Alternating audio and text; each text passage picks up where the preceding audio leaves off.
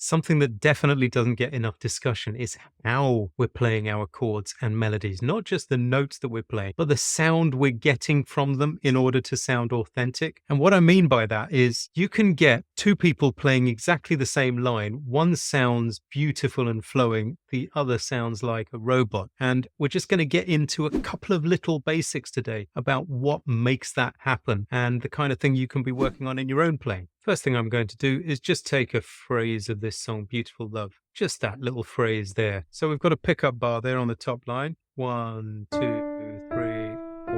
4. Take it pretty slowly. 1, 2, and 3, 4. Pretty straightforward, but most newer players will end up playing like this. 1.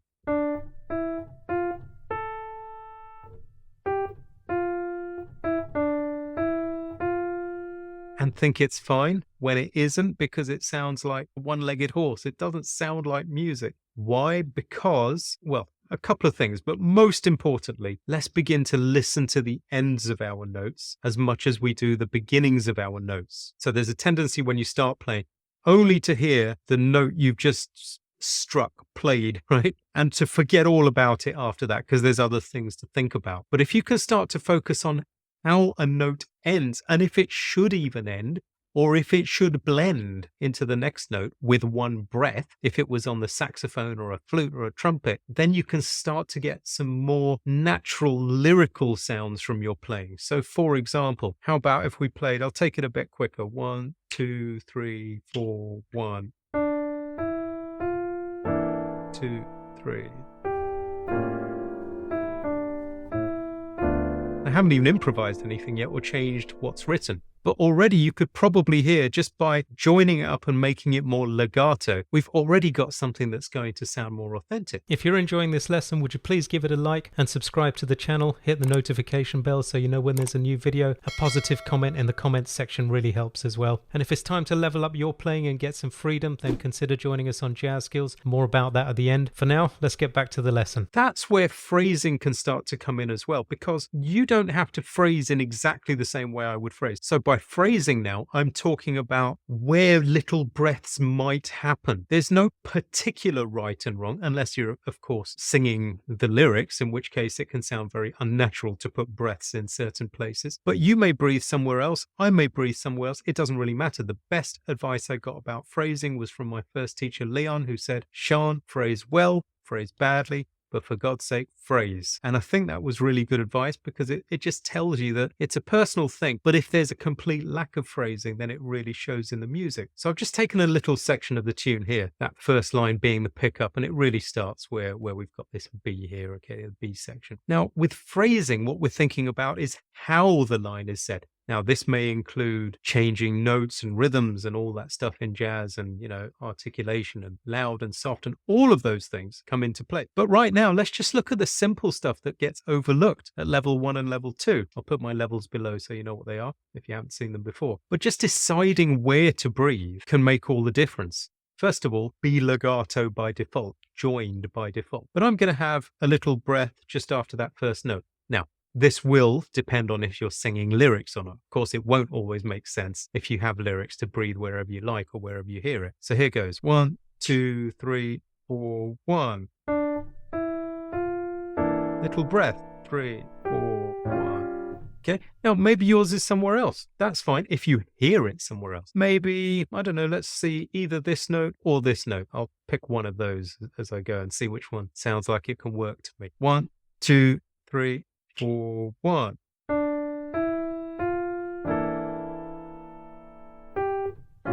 Yeah. So that was this G, right? Right there. Let me do that one more time.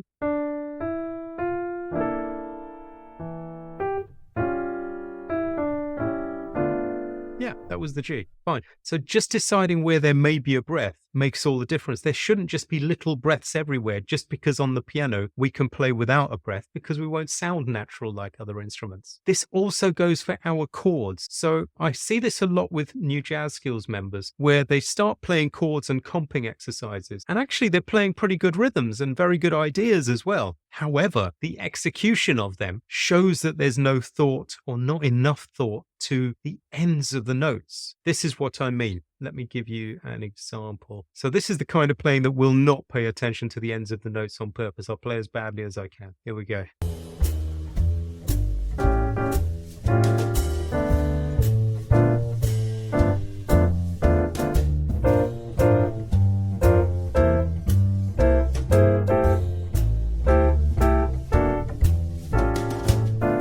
Okay, so you see, not everything is like da, da, 3, 4, da, da, da.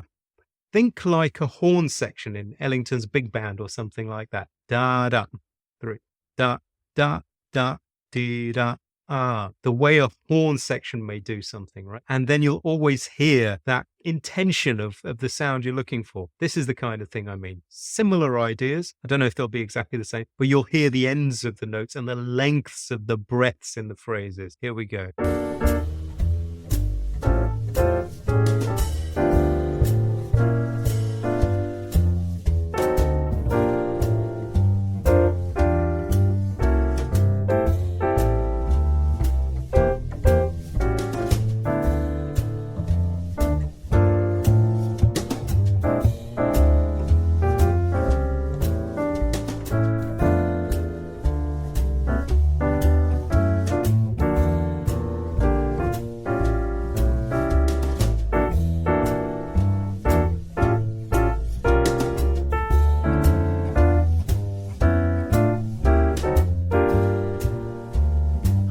Chord is not bad either.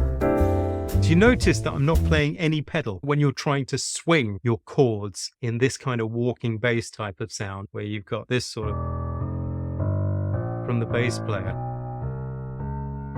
Then for me, that's the time to lay off the pedal, unless you particularly intend to play something joined. So this is what I mean. Let me just take a few notes. So this is no pedal now, which really swings, right? This is all pedaled. And definitely, you don't want to break up all the notes like this, especially if you're starting out. Just keep the hands together.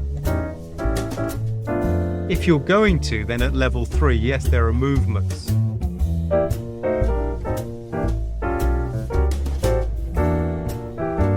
This sort of thing, sure. But if not, no problem. Now, when people do pedal, it should be,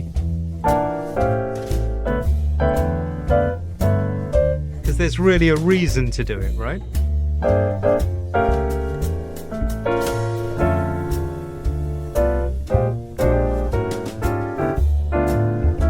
Something like that, right? So hopefully that gives you an idea of starting to think about the ends of your notes, whether you're playing the melody or playing the chords. Lay off the pedal in your comping and listen out for this. Don't just take my word for it. Listen out for it, especially in the players of that standards era, you know, in the 40s and 50s. If you're ready to level up your playing, then come and see us on Jazz Skills, where we won't just drown you in information, but we'll focus on your transformation, what to do, in which order, how to practice it, including support from me and a vibrant community as well. Thanks for watching. Bye for now.